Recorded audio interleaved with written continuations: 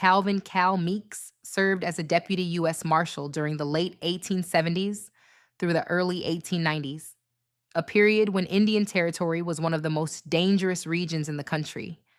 The Civil War had ended barely a decade earlier, Reconstruction was collapsing, and the frontier was filled with fugitives who believed the territory's vast forests and tribal boundaries could hide them forever.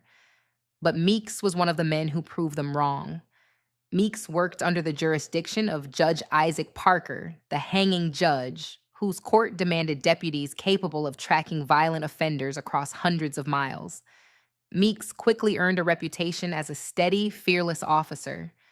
His name appears in court dockets, prisoner transport logs, and newspaper reports describing him as a man who did not hesitate when danger rose in front of him.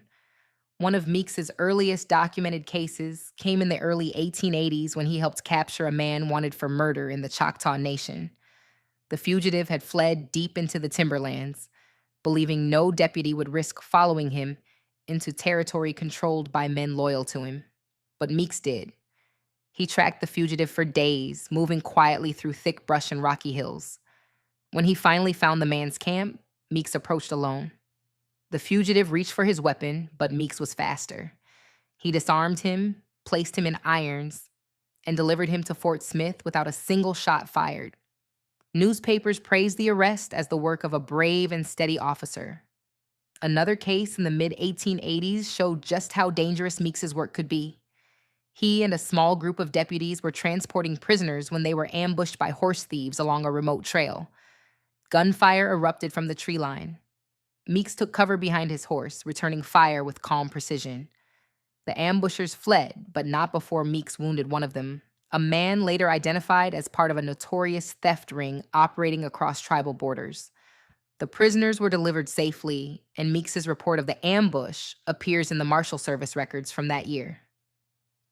Meeks was also known for long-distance pursuits. In one case, he tracked a pair of brothers wanted for a string of robberies across the Cherokee and Creek nations. The pursuit stretched for more than a week, crossing rivers, forests, and open plains. When Meeks finally caught up to them, the brothers attempted to flee on horseback. Meeks shot the lead horse's reins, forcing the animal to stop without harming the rider. The brothers surrendered, stunned that a deputy had followed them so far.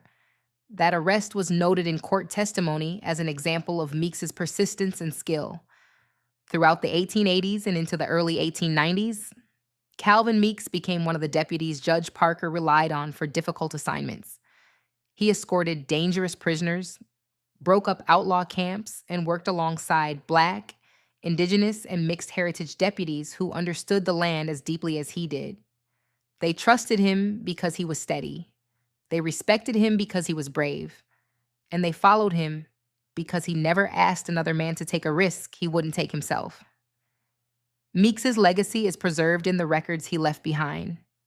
The arrests, the transports, the testimonies, and the newspaper lines that described him as a man who faced danger without hesitation. He wasn't the most famous deputy of his era, but he was one of the most reliable. His work helped bring order to a region where justice often depended on the courage of a single man riding alone through the night. Calvin Meeks stands as a reminder that the frontier wasn't shaped only by legends. It was shaped by men who did the work, who faced the danger, and who carried the badge with honor. His story, documented but rarely told, deserves its place among the great lawmen of Indian Territory. This is Black Justice Untold. True stories they tried to erase, now remembered. If this moved you, like, share, and subscribe so we can keep reclaiming our history together. Our stories deserve to be seen, heard, and remembered.